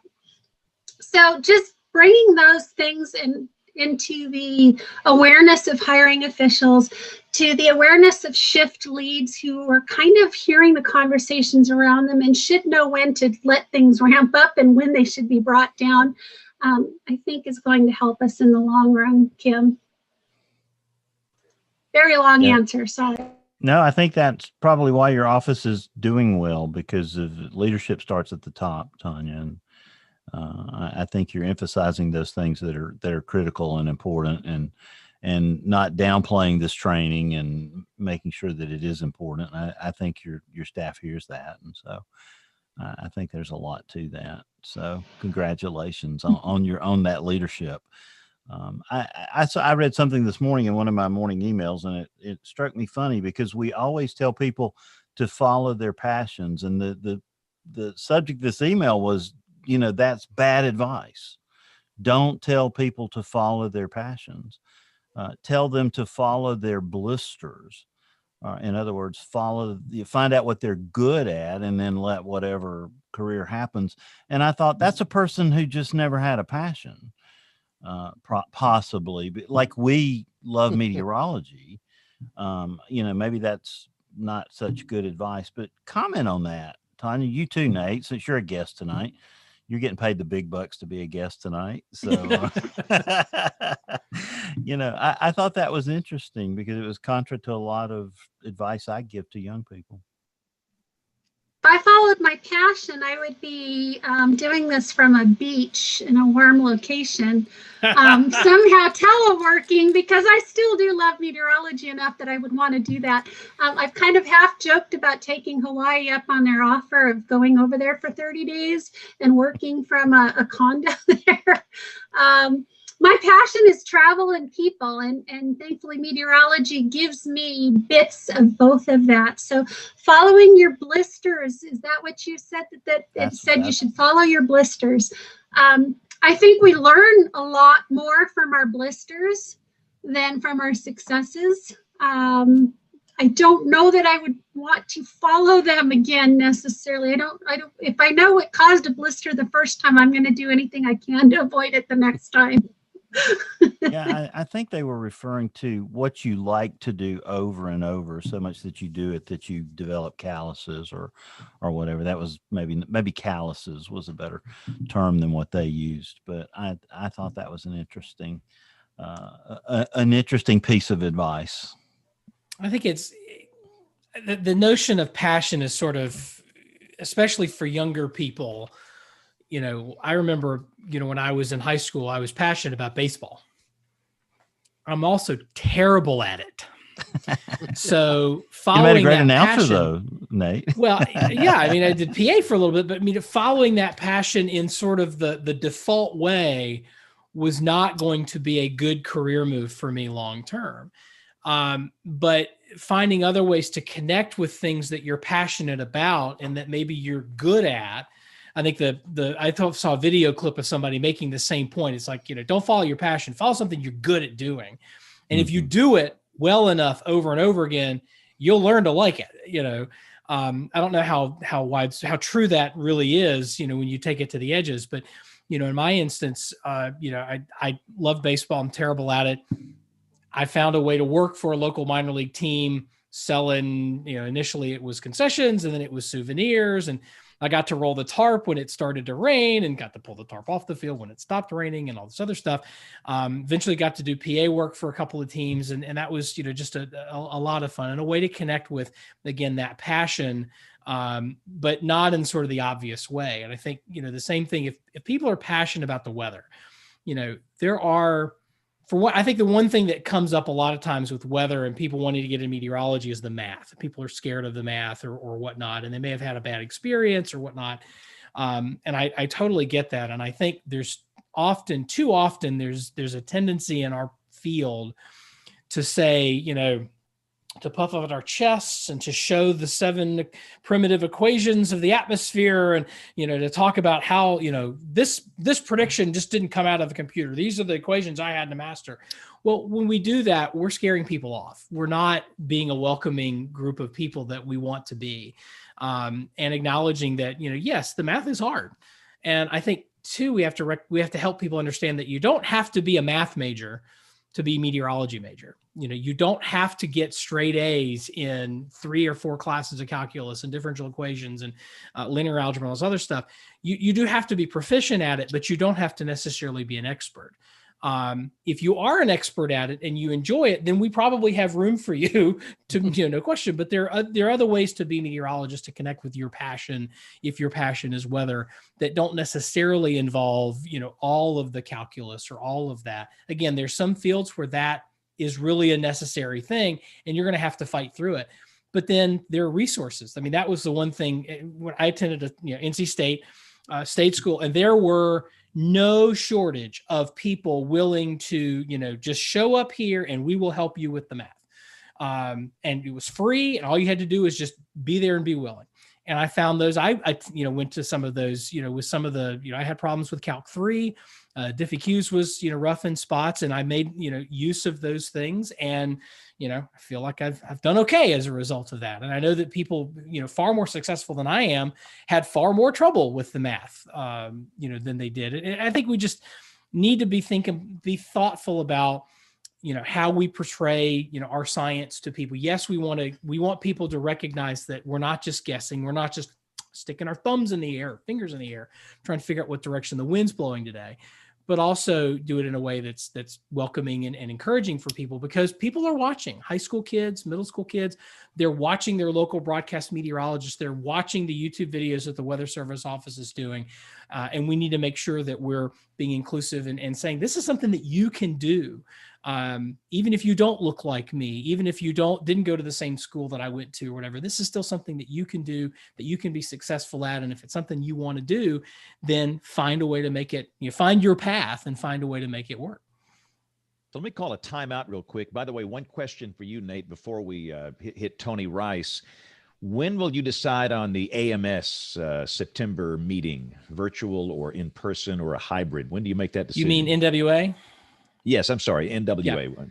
Yeah. And for the record, for everybody listening, it's in August this year. It's a little earlier than it has been in years past. So late August. We're evaluating, much like we were last year. We're in a wait and see mode.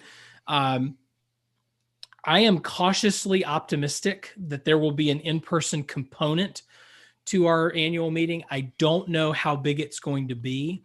And there's obviously the possibility that if the vaccinations don't roll out quickly enough, if this new B117 strain from, the UK is, if that winds up being a thing, with lots of variables that we're still continuing to monitor, but, we're going to try and squeeze out, a hybrid meeting if we can, if it's safe to do it.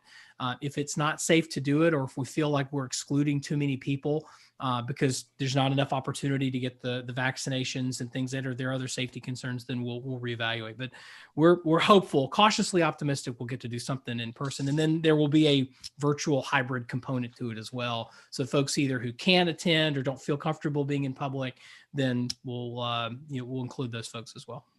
Awesome. Good deal. All right. Well, let's take a time out here for Tony Wright. But Tony sent me a goodie. Oh, I basket. know. It was awesome. This is like better than Calendars anything I've received in the mail in a stickers long time. This is like awesome. So Tony, let's take a break here for Tony Rice and his astronomy report. We'll come back with the weather roundup, picks of the week, and much more as WeatherBrains rolls along. Looking beyond the atmosphere, here's Tony Rice with your astronomy outlook. Looking ahead to 2021, there's plenty in the sky to look out for.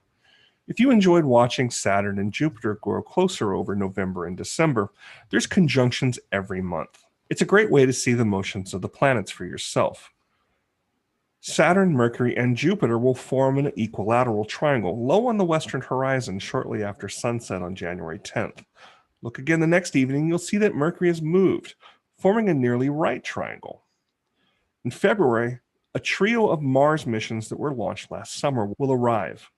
United Arab Emirates' HOPE mission arrives on the 9th. NASA's Mars 2020 mission and its Perseverance rover will land on the 18th. And China's Tianwen-1 mission, which includes an orbiter, lander, and rover, will arrive sometime mid to late February.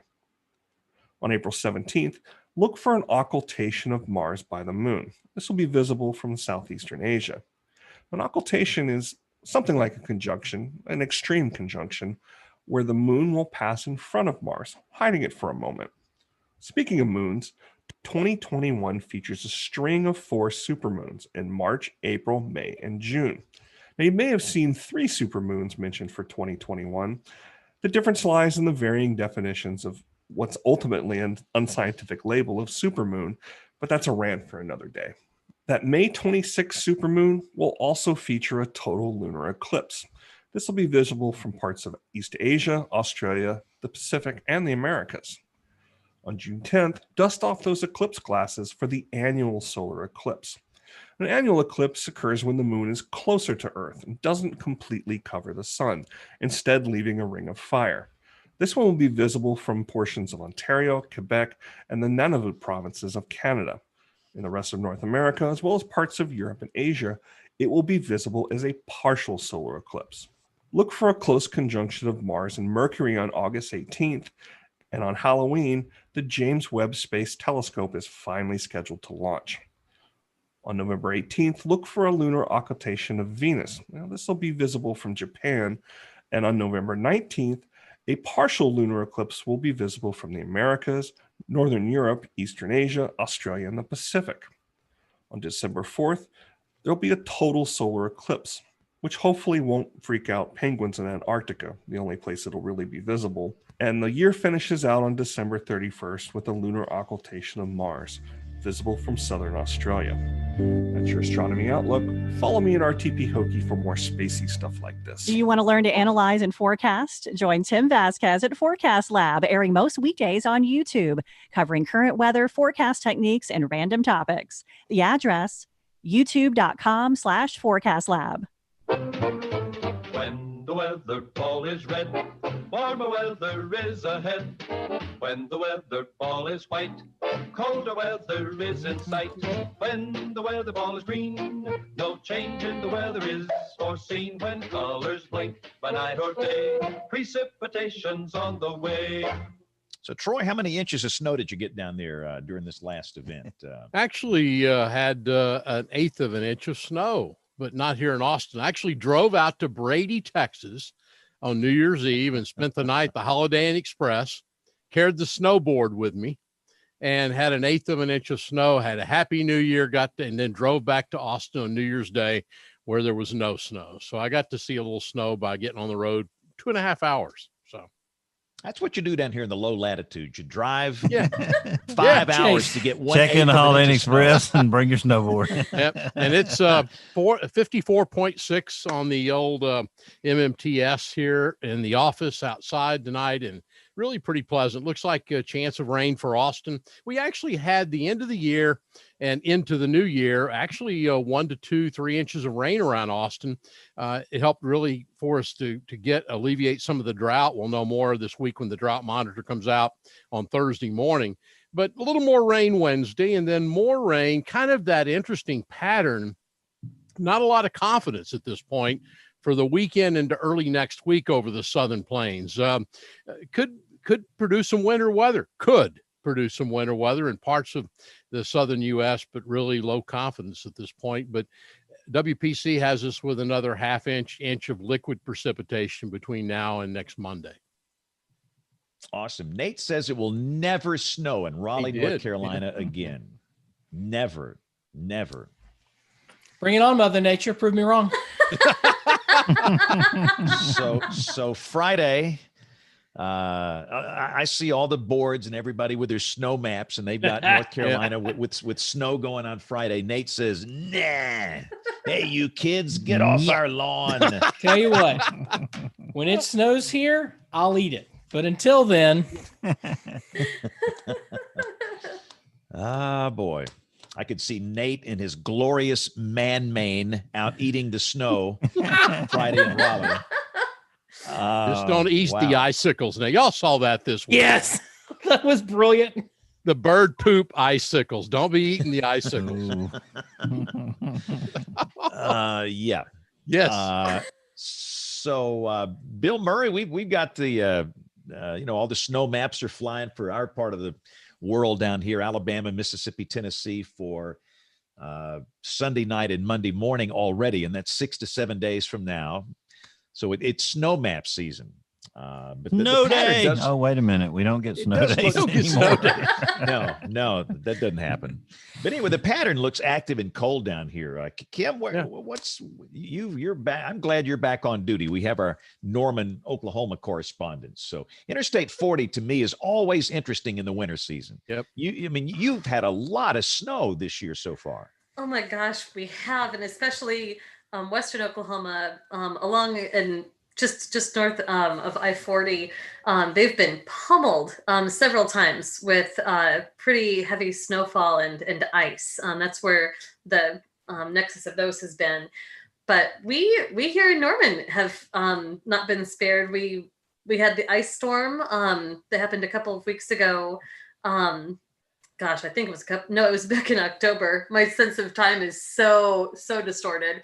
But because we had that big ice storm, we had an ice and snow event on New Year's Eve and into New Year's Day. It was the same one. It was the same one, Kim, that came up through Brady, gave me 0.8 of an inch, and y'all had 5 to 6 inches of snow, right? Yes, we did. Yeah. But we had a nice coating of ice underneath the snow. But because we had all of the tree branches already break and fall a couple of months ago, there were some power outages, but it wasn't nearly what it had been several weeks, month or two prior.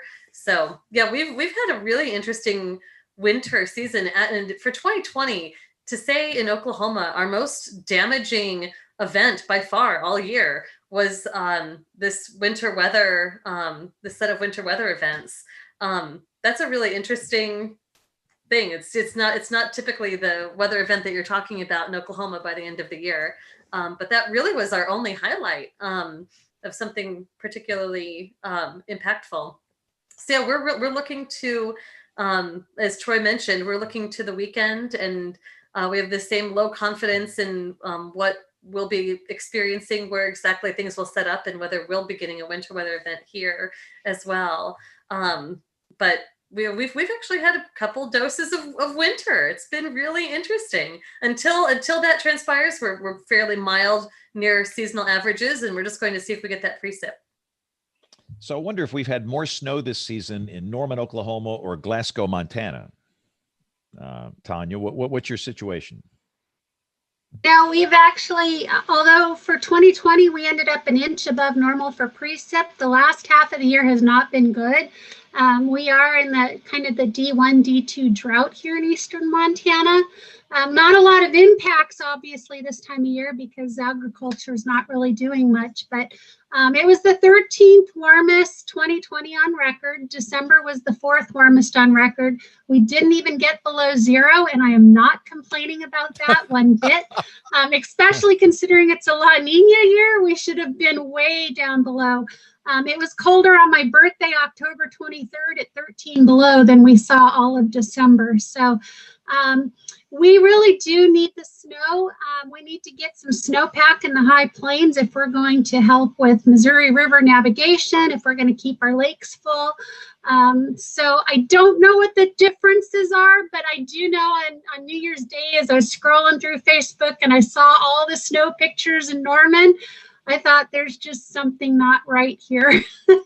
Tanya, even down around Big Spring and the Big Bend down down Southwest Texas, a foot or two of snow in some of the cases out there. Really amazing. Hey, Troy, didn't they see snow in Mexico from this? Yeah, I know they did. They had to have, right, Tanya? I mean, that was across the border. So, and the snow cover pictures on the visible imagery the last couple of days, that snow was still there. Still holding in there tough. It's been over near 60 degrees for large portions of time since the snow fell, and I still have snow in my backyard. It's crazy. Wow. I can't. Yeah, it's been a while since I've seen snow enduring here, especially through temperatures like that for this long. Wow. Well, tell you what, we have a heart out here, and we should mention that Jen is out this week and Aubrey is out this week. They should be both back next week, but we've got to do a quick wrap here from Jen. Do you want to learn to analyze and forecast? Join Tim Vasquez at Forecast Lab, airing most weekdays on YouTube, covering current weather, forecast techniques, and random topics. The address, youtube.com/Forecast Lab. So we'll do email next week, but let's go to Picks of the Week. This is where we go around the horn. Everybody shares something weather related that is interesting, intriguing, and riveting. So let's go to Troy, who always has a riveting pick of the week. Oh, no, the pressure's on now, guys. Again, this is something that I think Nate will agree with me on. And I don't know if y'all are aware of this, but for all the hard work they do, I'm known for my leveling of criticism sometimes at the FAA. But folks, their airspace system status page, if you've never seen this before, you really ought to be aware of it. By the Air Traffic Control System Command Center, part of the FAA.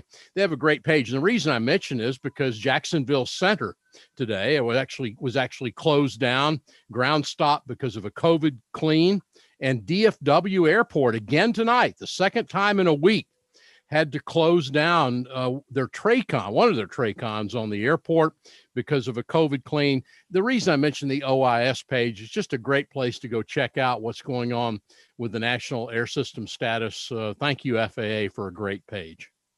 There you go. So thumbs up to the FAA. All right, Nate, I know you got something really good for us this week. Talking about snow, a tweet from meteorologist Chris Crocker at KXLY Television in, I believe, Spokane, Washington. Quote, folks tend to overestimate how many inches of snow they have until they actually use a ruler. I think that goes for a lot of things. End quote. I'm saying nothing at this point. Oh my, that's awesome. So many places, so many lawyers. Yeah. All right, Kim, welcome back. Yeah. Good to be here, guys. It's y'all with the dirty minds taking that in places. She's just talking about snow. Kim, I'm sorry you got to follow that, but you're up. I do. Well, I'll bring up something amusing that I learned today, my day back in the office. So it's a little bit of NOAA fun. For those who aren't familiar with where I work, I'm at what's called a cooperative institute. It's like a cross between a NOAA institution and the University of Oklahoma. So there are cooperative institutes across the country that do different kinds of things. They specialize in different areas. In the weather world, we have the biggest one is in Boulder, Colorado, does a lot of environmental science sort of stuff. There's a Cooperative Institute for Satellite Research up at Wisconsin. And here in Norman, we have the Cooperative Institute for Mesoscale Meteorological Studies, or SIMS. And I've always kind of wished that that name could be something different, because it's just a mouthful. And I feel like, outside of our field, everyone's like, mesoscale, what? Like, what? They lose it. They don't know what it is that I work for. I don't even know that my parents could name where I work. But we're up for recompete this year. Every 5 years, the cooperative institutes have to propose to stay alive. They have to put in a proposal to NOAA to continue. And the competition name was an even bigger mouthful for the severe weather line this year. We apparently don't have to keep this name, but we're submitting the proposal as though we're going to be named this. The Cooperative Institute for Severe and High Impact Weather Research and Operations, or how that would be pronounced is an 8-letter long acronym, CISHWRO. We think perhaps it's like sushi roll. So it could be the sushi roll. That'd be an amazing acronym. So it's funny. We'll see what ends up happening there, and if my institute ends up getting an even more convoluted name than we already have. It's gonna be good times. Yay, NOAA and acronyms. Important people work for places like that, Kim. You know that. I mean, that's where important people work. These places where you can't pronounce the name of the institute. So, all right, Tanya, we've stalled long enough. What you got for us? Give us a pick of the week. Go. Well, I also have a long acronym with a horrible name, but as you guys were talking about the snow cover, I had to go and run and look, and the NORISC, or the National Operational Hydrological Remote Sensing Center. It's a site that I use almost weekly, sometimes daily up here in the high plains after snow events. I'll tell you one thing, without their data and information and their flights that they do with their the radar aperture flights that they do and giving us the snow water equivalents in very rural areas, we would have a lot worse flood prediction for the spring runoff. So I want to give a shout out to those folks. Carrie and Sean are two that we work with quite a bit. They spend a lot of time making sure the data is calibrated to the models and that everything looks good. So if you want to know where snow cover is, look up National Operational Remote Hydrological Sensing Center. And I think I just got those mixed up, but close enough. It's close enough that we know what you mean. So my pick, it's a UK Met page on sudden stratospheric warming. Yeah. And a lot of people are talking about that. That's kind of gotten some pub in recent days. And if you want to know more about that and what it ultimately means weather-wise, they got a really good site. There's a lot of sites, but I thought theirs was good. Now, all these will be up on weatherbrains.com. Bill Murray, go. What you got? Yeah, mine is Tim Vasquez. I had to pull all his books out and put them on my bookshelf since he decided to sponsor the Weather Roundup. But his severe storm forecasting book, the Purple Book, is still amazing. Everything from, the meteorology behind severe weather to the radar to, even what we were talking about with Paul Markowski, 3 weeks ago. It's all in here. And so it's a great book. I would pick it up and recommend that it be on your library shelf. Okay. And Tim, I've been a fan of Tim for a long time, long time. And his stuff is really, really good and really amazing. Yep. So we'll see. Next show, Bill, we might try a Saturday special. Maybe. Are you available? Yes, I think we can make that happen Saturday morning. So okay, I will see tomorrow. I don't think we've ever done a Saturday morning special before, so that will be interesting. So we'll see. But anyway, we got to wrap this thing up here because somebody's got to go do some television. And for those that don't know, we're at home for a while in my company, and I think that's the right thing to do. The COVID cases are just out of control down here where we are. So I've got to convert this to a TV studio. So listen, here's the deal. If you're new to this, we typically do Weather Brains every Monday night at 8 o'clock Central, 9 o'clock Eastern. A lot of people watch it on live.bigbrainsmedia.com. Most of you listen, we know that. But if you want to see the picks of the week and the show notes, it is on the website weatherbrains.com. So on behalf of the entire Weather Brains crew, I'm James Spann. Thanks for listening.